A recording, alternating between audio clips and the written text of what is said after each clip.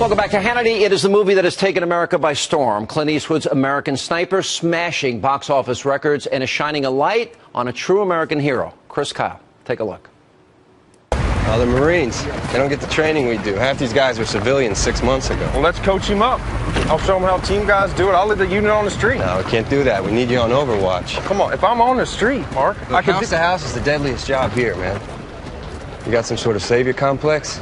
I just want to get the bad guys, but if I can't see them, I can't shoot them. Look, all these guys, they know your name. They feel invincible with you up there. They're not. And just today, Texas Governor Greg Abbott declared February 2nd, the anniversary of Chris Kyle's death 2 years ago, to be Chris Kyle Day in the great state of Texas. Joining me now is Chris's brother, Jeff Kyle. Jeff, very nice to meet you, sir. Thanks for being with us. Thank you, Sean. I really appreciate it. I was inspired by this movie. I want to get your thoughts, A, on the movie. What do you think of the success of the movie, and what does it tell you about the American people? It's overwhelming to see the support of the American people, you know, and to know that it's actually getting the message out there that Chris wanted. You know, it's not just about Chris, it's about all of us. And, you know, I think that speaks volumes for the American people that are going to it time and time again to see it. Do you feel it captured your brother well? Do you think it was an accurate portrayal of who Chris was? I think Cooper did a really good job. He put a lot of work into it and, you know, really captured Chris and put it out there. You know, he put everything he had into it, and I think it came out well. Yeah. I got to ask you about some of the controversy surrounding this. Let me, you know what's been said, but to remind people, you know, Michael Moore, his first tweet, my uncle killed by a sniper World War II. We were taught snipers were cowards, will shoot you in the back, snipers aren't heroes, and invaders are worse. You know, that's just one of a number of tweets. I find him ignorant, but it did spark a big debate and controversy. What do you say back to Michael Moore about your brother, who was a skilled sniper that saved American lives? You know, just because somebody was killed by a sniper, it doesn't make snipers cowards. Snipers they're saviors. Everybody that's been over there and been in that situation was damn proud to have a sniper on Overwatch. And, you know, I mean, for them to say that they're cowards, you know, that would be like PETA calling Michael Moore a murderer for all the cheeseburgers he's eating. You know, it's pretty cowardice. I think you got I've gotten to know your dad a little bit, and the story about your dad sitting down with Clint Eastwood and Bradley Cooper and saying, if you dishonor my son, I'm going to open up the gates of hell. I kind of see where your humor's from, and also where the courage of your brother came from. There are a lot of people that have now tried to smear your brother's name. I'm going to play this idiot from NBC News. And the American people have responded another way. I'm going to ask you about the difference between those that would smear brave men and those that are responding to this movie. Listen to this. It is a very compelling, very thought-provoking, very emotional movie.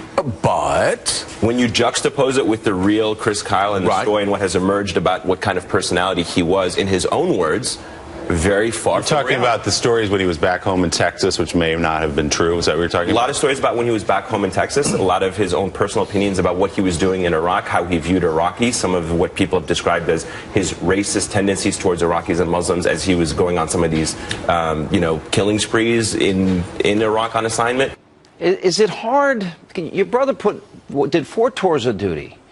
You have this loudmouth, idiotic NBC liberal commentator who doesn't know your brother for a hole in the wall, making allegations. Is that hard for you to hear that? That would piss me off if it was my brother being talked about that way.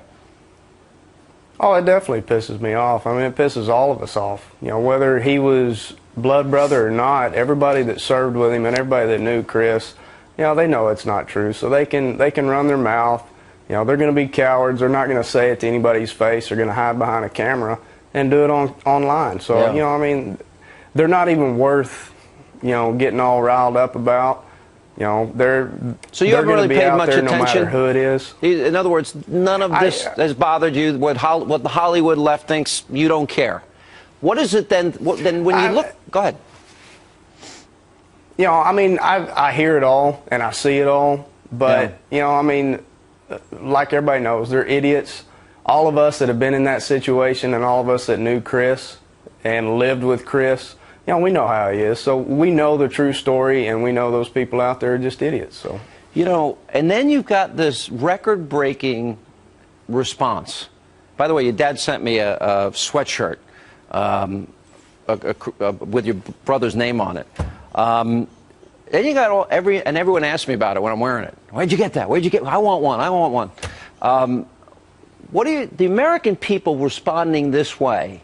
That also says that sends another message that I think is far more powerful, because all these other movies that are made, they're all duds. Nobody wants to go see them, and then this movie comes on the scene, and $105 million in the first week, and record-breaking numbers every week since. How do you interpret that? As your brother, he ended up losing his life. I think it just goes right along with Chris and who he was, because it puts the message out. It's not a war story. You know, it's not a shoot 'em up, blow 'em up movie.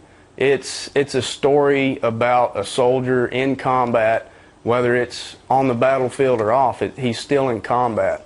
You know, so it tells that story, and it shows what every soldier that has been in that situation, what we have to go through in country and back home. You know, it never stops. So I think that's why it hit home for so many people and really opened their eyes.